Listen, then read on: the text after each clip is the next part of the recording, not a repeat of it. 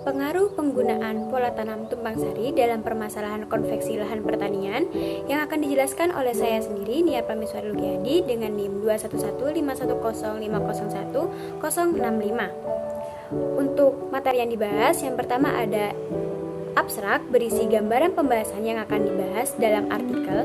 Lalu yang kedua ada bagian pendahuluan berisi latar belakang adanya pengembangan solusi yang ditawarkan maupun permasalahan yang ada.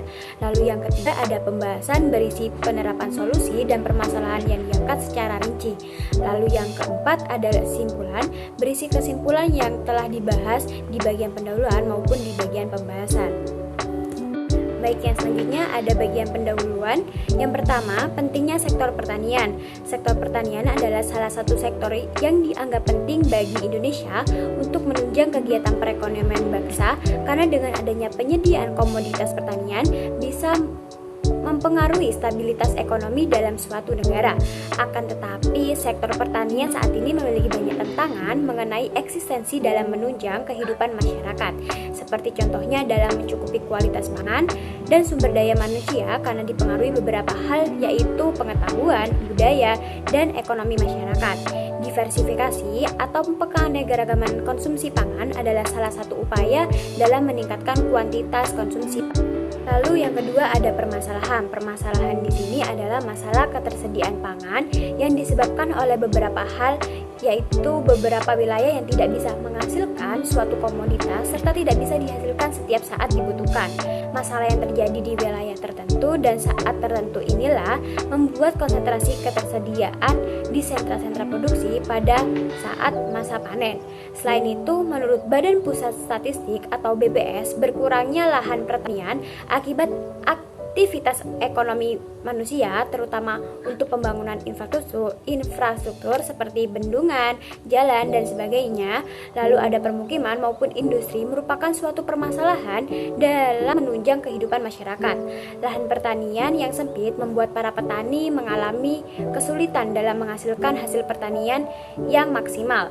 Selain itu, petani di Indonesia juga hanya mengenal sistem pola tanam monokultur, sehingga proses peralihan musim tanam dari tanaman jenis pertama ke tanaman jenis lain membutuhkan waktu yang lama. Oleh karena itu diperlukan penerapan pola tanam lain yang lebih menguntungkan. Lalu yang ketiga, pola tanam tumpang sari. Pola tanam sendiri memiliki pengertian, rencana, atau urutan jadwal dalam penanaman jenis tanaman di suatu daerah irigasi dengan jangka waktu yang telah ditentukan 1 tahun atau lebih. Pola tanam yang bisa diterapkan oleh petani dalam permasalahan di atas adalah pola tanam tumpang sari. Pola tanam tumpang sari sendiri merupakan suatu sistem pola tanam campuran yang melibatkan 2 jenis tanaman bahkan lebih. Lalu di bagian pembahasan berisi tentang permasalahan dan solusi yang akan diangkat. Permasalahan dalam sektor pertanian pada saat ini sangat terfokus pada permasalahan keterbatasan lahan pertanian. Lahan pertanian merupakan media atau tempat untuk melakukan usaha budidaya tanaman untuk menghasilkan suatu keuntungan.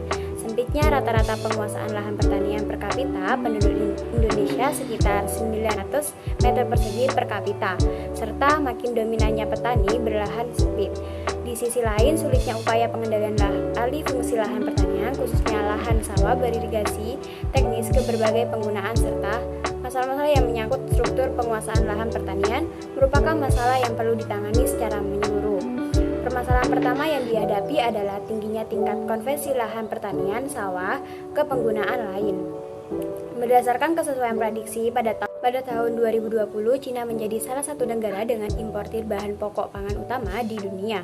Hal itu tidak saja menjadi konflik politik yang cukup rumit, tetapi juga dalam aspek ekonominya, negara Indonesia mengalami fluktuasi harga yang tidak teratur, yang dapat membuat harga dari bahan pokok melambung jauh lebih tinggi dari standar yang dipasarkan kepada konsumen.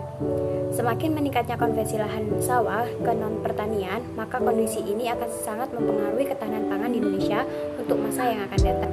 Masalah ketersediaan informasi lahan yang konsisten mengenai informasi terkait ketersediaan lahan, penggunaan lahan serta konvensi lahan secara teknis ternyata didefinisikan dan diukur dengan cara yang berbeda. Berbagai pihak terkait dalam berkepentingan dengan masalah ketersediaan lahan dan konvensi lahan seringkali beranjak dengan dasar standar data nasional yang tidak sama sehingga seringkali sulit untuk saling membandingkan satu sama lainnya. Hal itu berakibat pada banyak yang menimbulkan berbagai interpretasi yang beragam.